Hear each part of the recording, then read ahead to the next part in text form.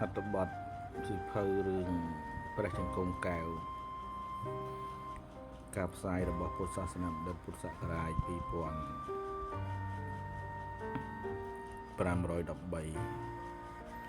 រឿងព្រះចង្កូមកែវហ្នឹងគឺ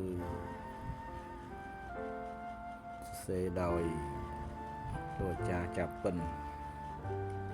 តេតក្រុមជំនុំត្រៃបិដករៀបរៀងនឹងបោះពុំលើកទី2ហើយខ្ញុំទៅបានឃើញទៅក៏យកមកដាក់ដើម្បីសូត្រអត្ថបទកំណាព្យទៅកថាមុខនេះគឺពាក់ព័ន្ធជាមួយនឹងព្រះចង្កូមកែវព្រះចង្កូមកែវព្រះទាថាធាតុ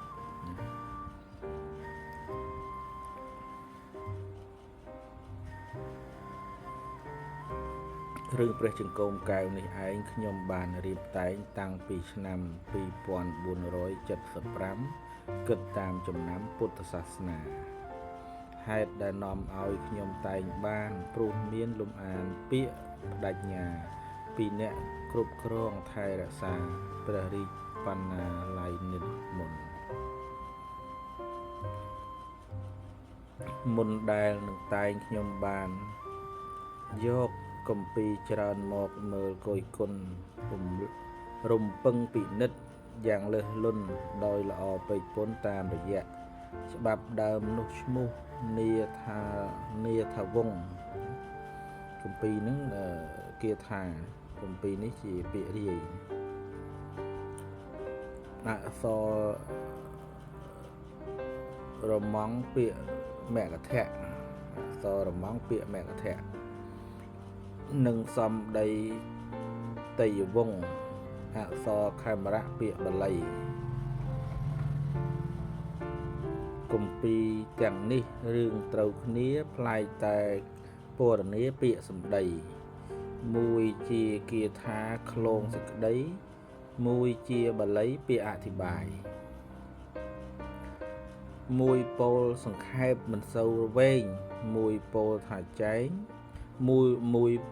ពោលចាចែងមួយពោលចាចែងថ្លែងបរិយាយមានពាក្យប្រកបផ្សំវែងឆ្ងាយសាច់ក្តីលេបខាយជើងនិទាន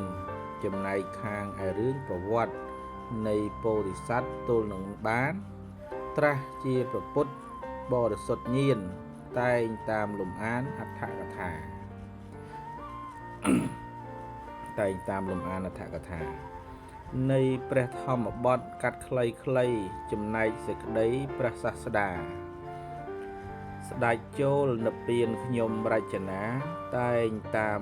មហានិព្វានសូត្ររឿងត្រង់និព្វាននោះមានវែងប៉ុន្តែខ្ញុំតែងដោយស្រោតរោតកាត់យកចម្ពោះតែគោលសូត្រច្រូតស្រោតដុំតាមបត់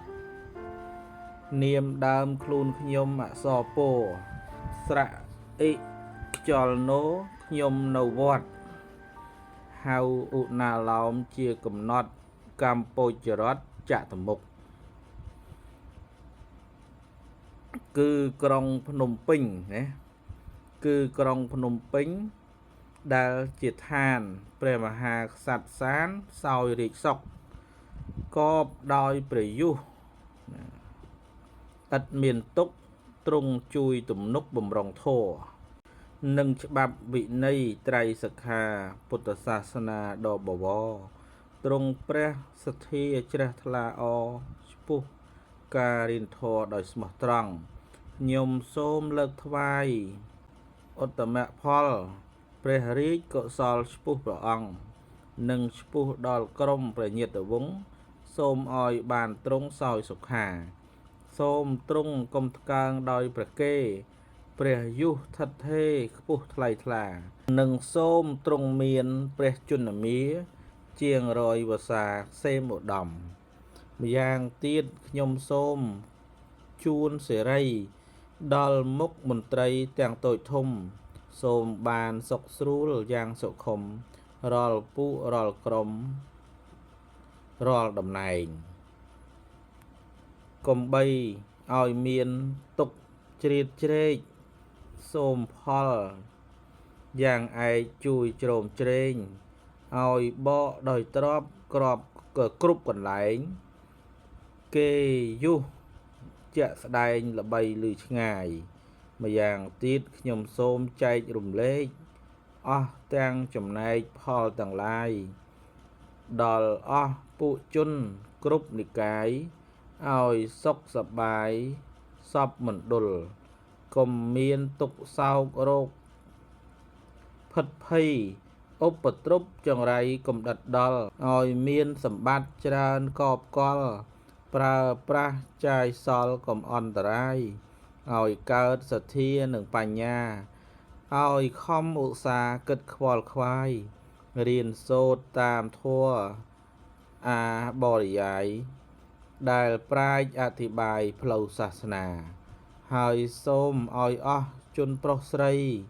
កើតចិត្តមេត្រីសោមនស្សសាកុំបីបៀតបៀនគ្នានឹងគ្នាដោយផលថ្លៃថ្លាជូននេះហងនេះគឺពាក់ព័ន្ធជាមួយនឹងកថាមុខដែលខ្ញុំបានអានមើលហើយនេះជាពាក្យការវីដេអូបន្តខ្ញុំនឹងសូត្ររឿងព្រះចង្កូមកែវនេះជាបទកកតេបាទនៅវីដេអូបន្តបងប្អូនអាចចាំស្ដាប់នៅវីដេអូបន្តសូមអរគុណសូមគោរពជម្រាបលា